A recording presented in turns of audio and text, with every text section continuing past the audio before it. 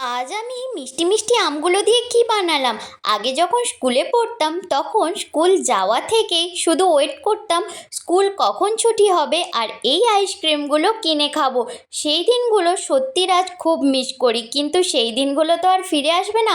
আর এখন এমনি টাইপের আইসক্রিমগুলো খুঁজেও তেমন পাই না, তাই আজ বাড়িতেই বানিয়ে ফেলবো এই টাইপের আইসক্রিমগুলো। ফার্স্টে আমগুলোকে পিস পিস করে কেটে আমের পাল্পটাকে বার করিয়ে নিলাম।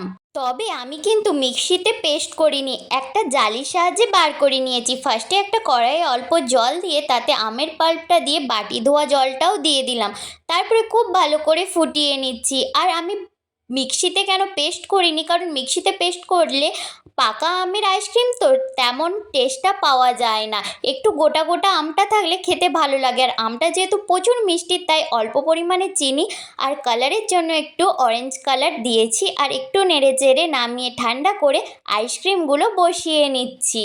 এখনকার এত দামি দামি আইসক্রিমের থেকে সেই আগেকার দিনে ছোটোবেলার 5 টাকা 2 টাকার এইরকম কালারিং আইসক্রিম খেতে বেশি ভালো লাগে। 4-5 ঘন্টা রাখার পর আইসক্রিমগুলো কত সুন্দর বসে গিয়েছে। কারা কারা আইসক্রিম লাগার ঝটফট কমেন্ট করো। সবাইকে টাটা।